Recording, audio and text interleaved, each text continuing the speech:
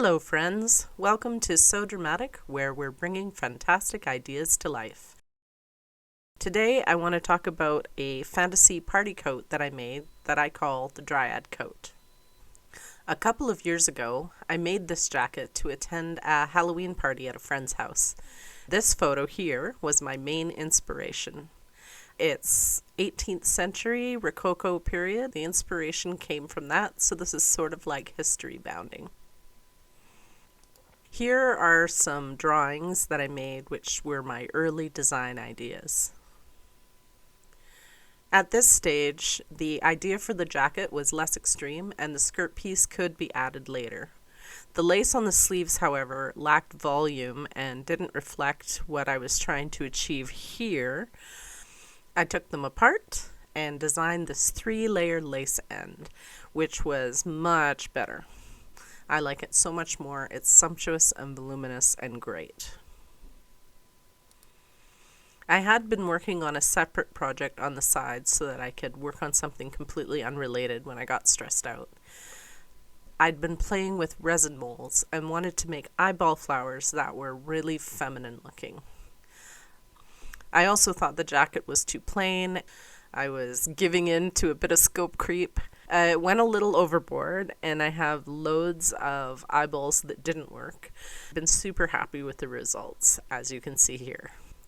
Making the fabric pieces for the skirt was the least intensive part of creating this piece. The real work came when I tried to echo the triple ruffle of the sleeves on the skirt hem. I had to measure the entire bottom edge of the skirt and then take that number, which is usually multiplied by either 3, 4, or 6, depending on how much floof you want.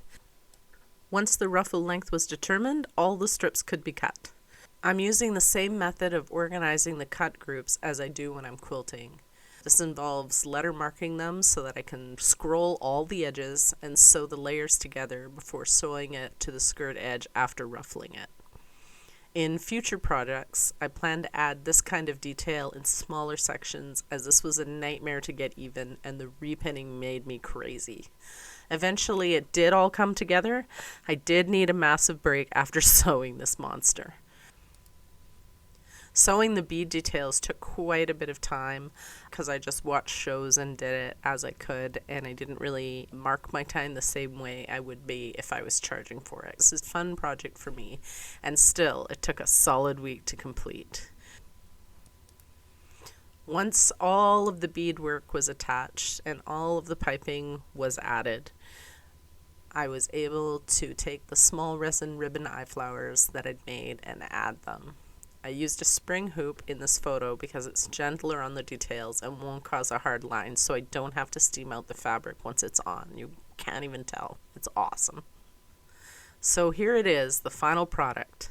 A fabulous party dress for the next big occasion. I love how this turned out, and I'm gonna love wearing it. Thanks for watching. Like, comment, and subscribe.